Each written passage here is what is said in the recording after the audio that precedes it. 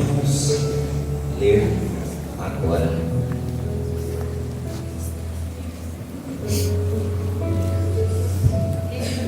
A Bíblia, ela nos fala que há tempo para todas as coisas. É uma passagem que eu gosto bastante.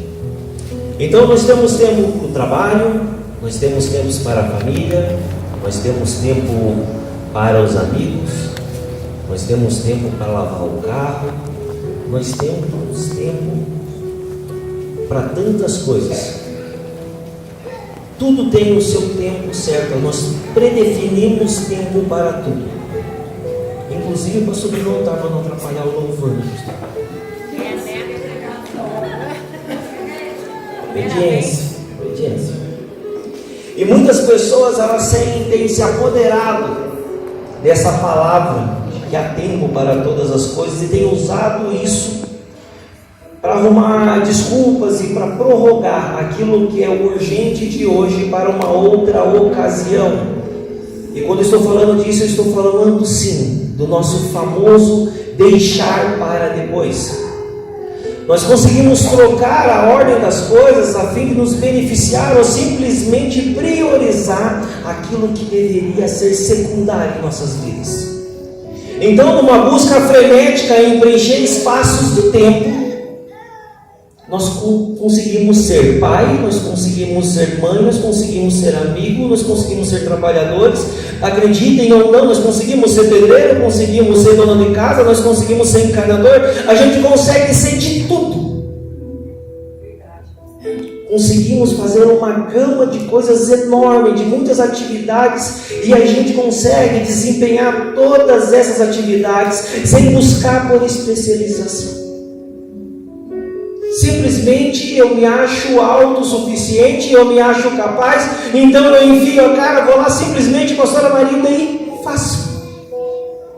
Para algumas coisas que parecem um absurdo, pastora Gisele, simplesmente nós abrimos um videozinho no YouTube, são 15 minutinhos ali e eu me saio pós-graduado em fazer algo. Relaxadamente a gente acaba aprendendo alguma coisa, vamos lá e fazemos. Mas para tantas outras, a gente busca uma forma de enrolar. E quando a questão se refere ao nosso dever cristão, ou seja, ser igreja, aí é que a gente busca mais e mais argumentos para conseguir postergar o chamado que Jesus deixou para mim e para você. E acredite ou não, sim, você tem chamado. Às vezes nós pensamos que só porque eu entro na igreja e eu sento na minha cadeirinha e eu fico aqui curtindo o culto, é uma vibe muito legal, tem o louvor, tem a palavra, depois vem alguém, faz de uma forma engraçada a parte dos avisos e eu saio para a minha casa, tudo maravilhoso, mas sim, você tem um chamado. Sentado na cadeira, às vezes você tem um chamado. Você olha para o seu lado, o seu chamado está aí do seu lado. Você olha para fora, quando você está saindo, o seu chamado também está ali. E acreditem ou não, quando chegar na sua casa, seu chamado vai estar lá também. E amanhã, segunda-feira, quando você for trabalhar, adivinha? Seu chamado vai estar lá também. Então, quando eu falo de dever cristão, estou me referindo à nossa responsabilidade de levar a palavra de Deus. E presta bastante atenção nisso, eu estou falando levar e não estou falando pregar. Amém? Então vamos lá, foi Jesus mesmo quem ordenou, versículo 15. Então Jesus disse: vão pelo mundo inteiro e anunciem o evangelho a todas as pessoas. Grifo nosso: comece pela sua casa. Comece pela sua casa. Não é porque Jesus disse ide por todo mundo, pastor Jonas, que significa que eu tenho que começar da outra ponta, eu tenho que começar daqui, aonde eu estou. Então olha para o lado aí, começa por essa pessoa que está aí, começa chegando dentro da sua casa. Não adianta você querer salvar o mundo inteiro e condenar aquele que é responsabilidade sua.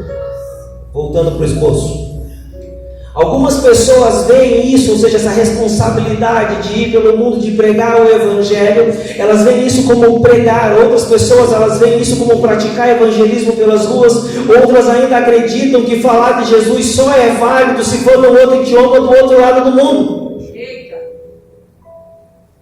Dentro de casa não vale, pastor. Na escola não vale, meu. Dentro do ônibus não vale. Gente, a todo momento é hora de você proclamar o amor de Deus. Eu conversava, foi no dia da vigília, eu conversava com o pastor Tiago, e a Cátia fez uma compra abençoada, aleluias, e o entregador, o abençoado, chegou em casa 1 hora antes da gente vir para a igreja. E eu fiquei ali acelerando ele ali, eu falei, pois é, que bom, né? Você vai montando aqui rapidinho, porque daqui a pouco eu tenho que ir para a igreja.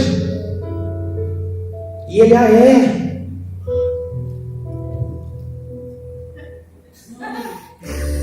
Eu falei, tripulado. Sabe, irmão, eu tenho que ir para a igreja. Daqui a pouco. Minha esposa tem compromisso, sabe? Que quando a gente coloca a esposa no meio, o cara já treme um pouco e já vou acelerar, porque a mulher é brava.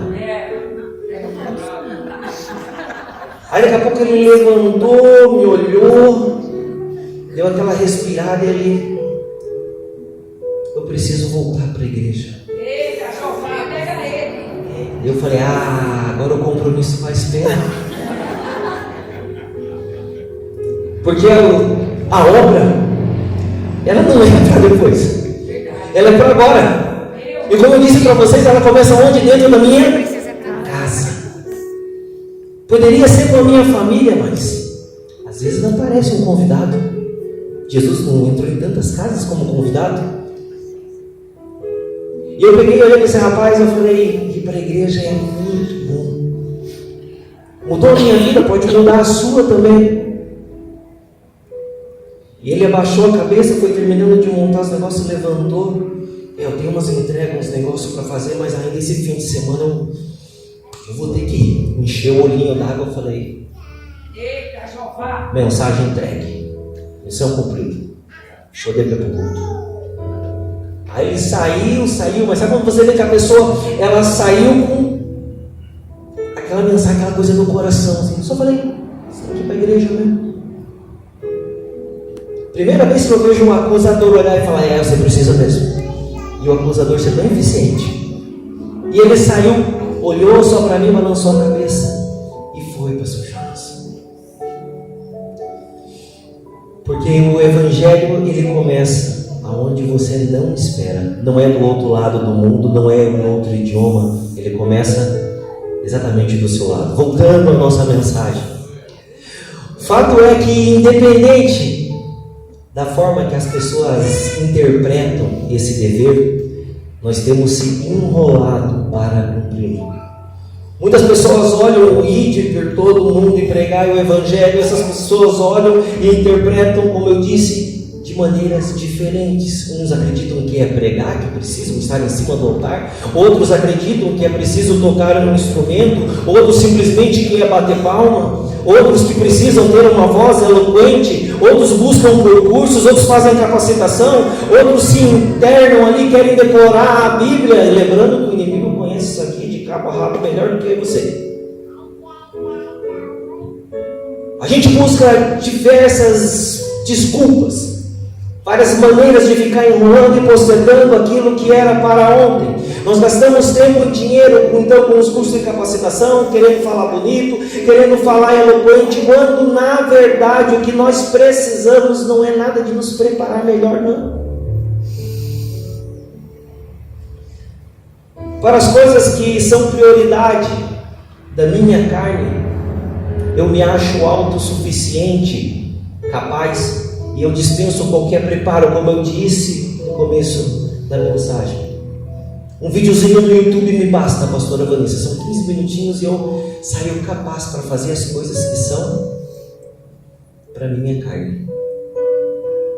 Mas por que para as coisas de Deus? Estou falando especificamente de levar o Evangelho, eu fico arrumando desculpas. Eu não gasto tempo vendo o videozinho. O videozinho não é suficiente, a mensagem não é suficiente. Aí eu quero o quê, pastor João? Eu quero fazer um intensivo de 6 anos e quero aprender a falar japonês. Mal português eu falo, mas eu quero aprender uma coisa difícil, porque eu tenho que ir do outro lado do mundo para poder levar a palavra de Deus. Então, por que é que para Jesus eu fico arrumando desculpas a fim de postergar o meu chamado? Jesus em nenhum momento ele disse: livre-se de suas limitações, faça cursos. Ele simplesmente disse: vai. E nesse vai eu gostaria da ajuda de vocês para não ficar tão chato. Jesus ele não disse: se livre de suas limitações. Ele disse: vai. Não é a voz de Jesus. Ele disse: vai. Parece que todo mundo estava na vigília. Jesus disse: vai. Não está bom, mas vamos continuar. Certa vez Jesus ele cura um paralítico no tanque de Betesda. Conta a Bíblia que esse homem, ele era paralítico, estava paralítico há 38 anos, ele estava à beira de um tanque, esperando o mover das águas e a ajuda de alguém para que ele pudesse ser curado. Algo nessa história ela chama bastante a minha atenção quando eu comparo com a nossa realidade, pois assim como muitos de nós, o paralítico ele estava estagnado, parado. E quando questionado por Jesus, assim como nós, ele não diz aquele sonoro sim, eu quero ser curado, eu quero a sua bênção, eu quero aquilo que você tem para mim. Ele vem com desculpas e justificativas. E na hora que eu estava fazendo essa reflexão, pastor Jonas, aquilo batia bastante. Porque para tantas coisas a gente arruma o quê? Só desculpas e justificativas. Jesus perguntou se ele queria ficação e em vez de dizer logo esse sonoro e empolgante sim, ele justificou-se. E muitas das pessoas, quando questionadas por Jesus a respeito de que se elas querem algo, elas agem exatamente da mesma forma. Enfim, o paralítico ali ele foi curado e Jesus disse o que para ele? Ele disse: desse jeito nem eu ia. Voltei a ser paralítico. Voltei a ser paralítico. Jesus curou o paralítico e ele disse: vai. Da mesma forma que Jesus perguntou se ele queria ser curado, Jesus nos pergunta exatamente hoje se nós queremos realmente servir. E se a gente diz que a gente quer servir, sim, eu quero te servir, Jesus, ele olha para mim, ele olha para você nessa manhã e ele diz: vai! E por que a gente continua aqui?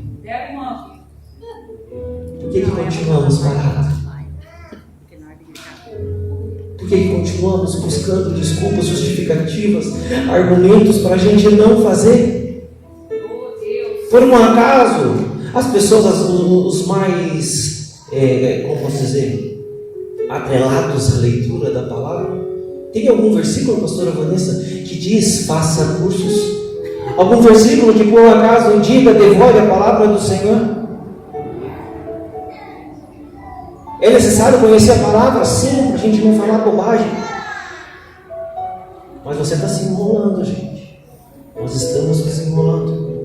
Em uma outra ocasião, Jesus cura um cego em Siloé. Ele passa lama nos seus olhos e ele diz para ele lavar os olhos. Então ele olha para esse cego e ele diz: vai! Quase que o cego foi. Quase.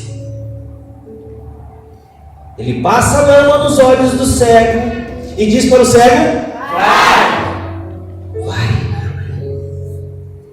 Jesus ele passou algum tempo ali, Hernani, dando explicações para o cego, explicando direções, dizendo: olha, agora que você está enxergando, isso aqui na sua frente, pastor Jonas, é uma estrada, você deve seguir por ela, essas coisas que você está pisando em cima, que pode estar machucando, os seus pés são pedras, aquelas coisas que fazem sombra ali são árvores. Ele gastou esse tempo, pastor Vanessa. Ele simplesmente disse: vai, Jorginho, vai.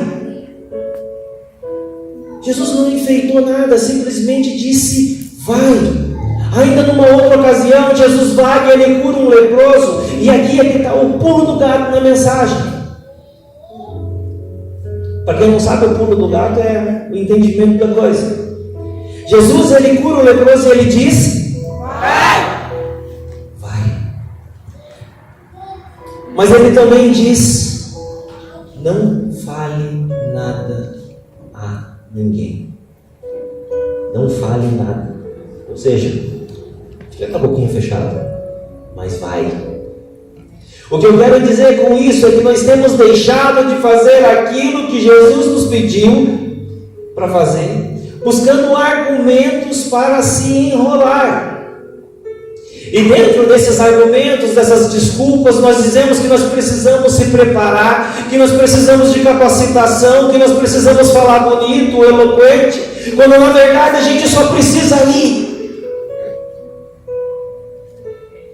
Só precisamos ir.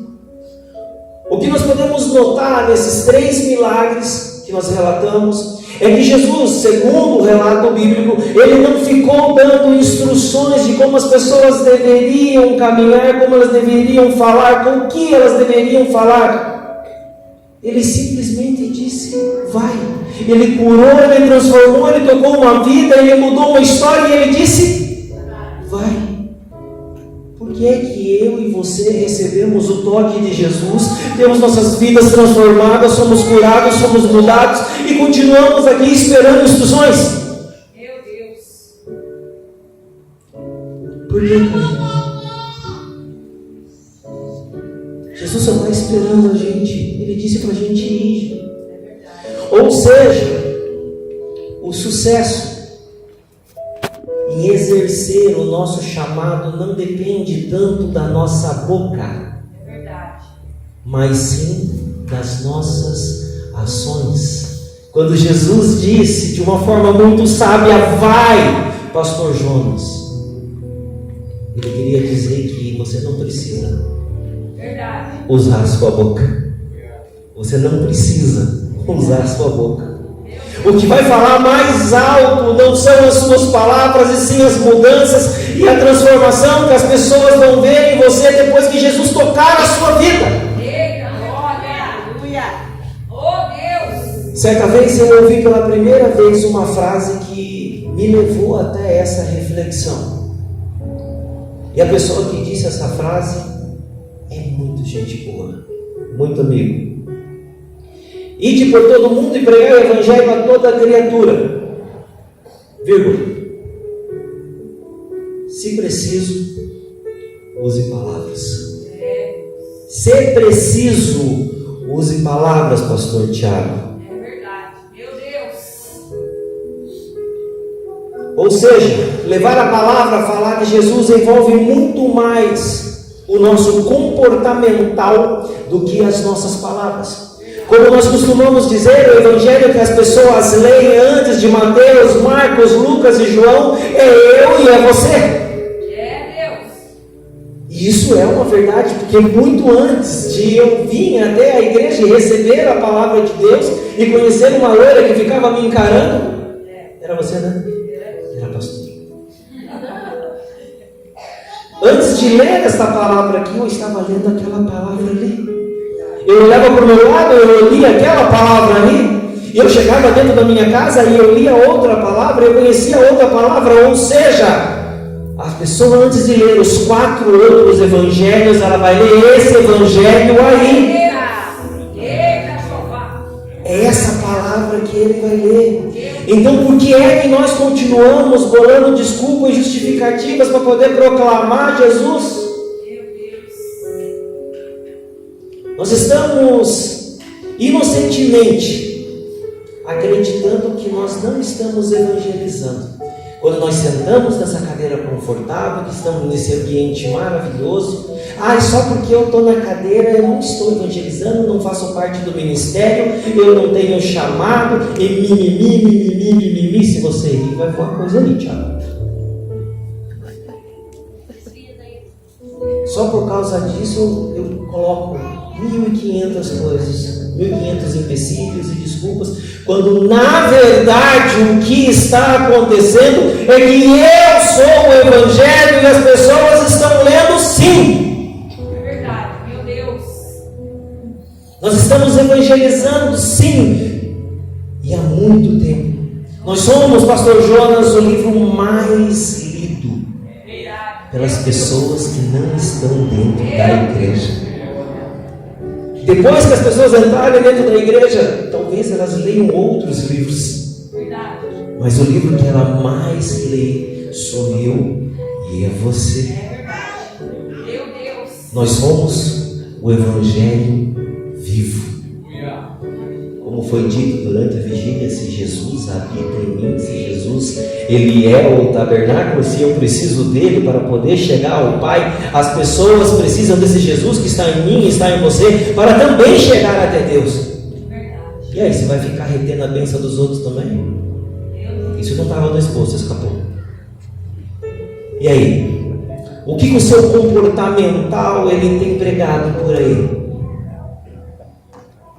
Nós estamos nos preocupando tanto com o que falamos, como falar, como pregar, como trazer uma palavra bonita, mas o seu comportamental, que é o que as pessoas estão olhando, pastora Marita, o que ele tem pregado? Ele não, melhor, o que você tem pregado? Ah, pastor, eu não prego. Ah, tu prega muito. Olha para a pessoa que está do teu lado e diz para ela: você prega muito. Você prega muito.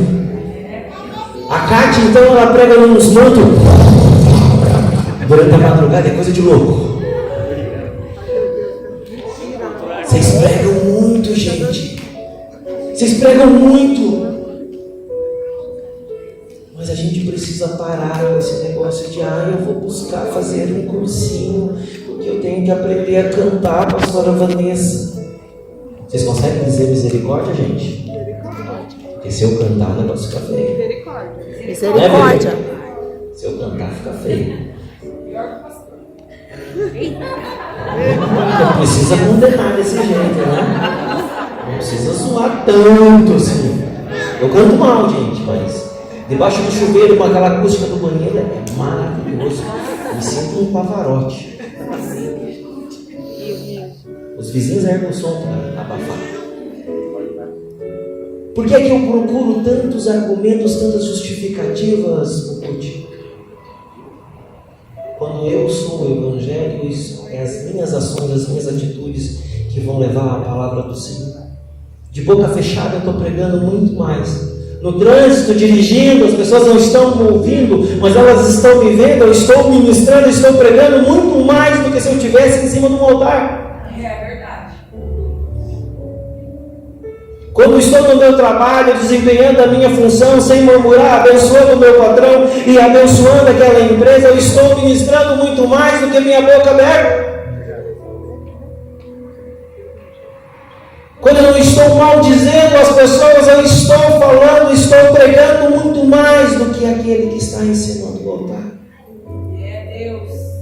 Então chega, gente, de choradeira, de dizer que você não está fazendo nada. De boca fechada, somos ótimos pregadores. Esse evangelho que possui o seu nome, ele tem sido muito lido. E acredite, muito difundido.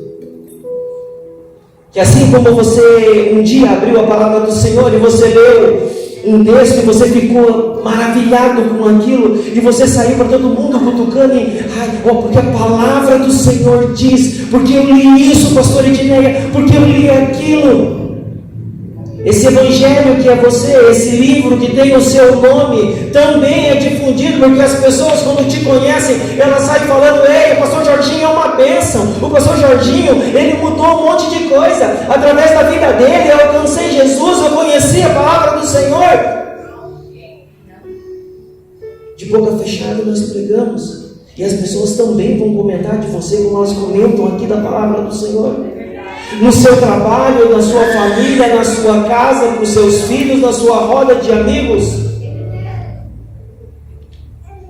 Aonde quer que você vá, através das suas ações, da sua mudança comportamental, você está pregando muito mais do que alguém no microfone, É verdade. em cima de um altar, ou como conta a nossa história, em cima de uma caixinha de feira. É verdade. Jesus, ele disse: vai. E não deu mais instruções, porque o que vai falar a respeito do seu poder na vida das pessoas não é a forma com que você vai contar essa história. Tanto que se você olhar Marcos, Mateus, Lucas, eles falam a respeito da mesma história, de perspectivas um pouco diferentes. Então não é a forma que você fala, mas sim a mudança, a transformação que Jesus trouxe através da sua vida, ou seja, são a forma que você age a partir do momento que você tem um encontro com Ele, é que vai falar do amor de Jesus. Aleluia. E agora, o que você está esperando para poder levar Jesus? Novamente a palavra levar. O que a igreja está esperando para levar Jesus? Uma vez que Ele tocou e Ele mudou a sua vida, você não precisa de nada a não ser entender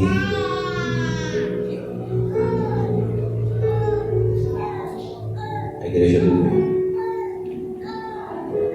Desperta, ó tu que dormes, igreja. Comigo, atenção, look at me, I am here. Depois que Jesus tocou a sua vida, depois, Juninho, que Jesus transformou a sua vida e a sua história, Carla, não precisamos entender mais nada a não ser que a gente deve era ir agora. Mas o que ele diz pra gente é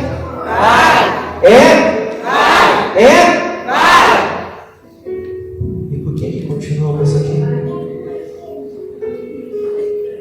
Por que continuamos aqui? Nós recebemos mudança, nós recebemos transformação. Jesus agora, Ele habita em nós, Ele faz parte de mim, e eu continuo postergando. Que a mensagem desta manhã, ela venha a trazer a você um entendimento de que não é o seu discurso eloquente o que vai falar de Jesus lá fora, e o que vai fazer essa casa aqui ficar cheia, o que vai alcançar a sua família, que não adianta nada ficar trazendo bilhetinho para a pastora e enchendo mensagem no WhatsApp. O meu filho, o meu primo, o meu cachorro, o meu vizinho, o periquito, o papagaio, meu primo, meu tio. Gente, o que vai alcançar essas pessoas aí é esse evangelho da boca fechada, são as suas ações. Que no terminar desse culto a gente consiga cruzar aquela porta, cruzar aquele portão e permitir que venhamos nós a ser o evangelho mais lido da história. Que venhamos.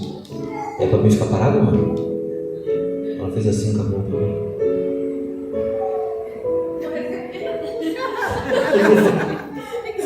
Que nós venhamos a ser o evangelho mais lindo da história, que as pessoas elas possam olhar para mim e para você, e que de boca fechada, não estou falando que você não deve falar nada, mas que você permita que as suas ações, que a sua transformação, que a mudança de vida que Jesus fez em você é que venha a trazer a transformação. Amém? Coloque-se de pé.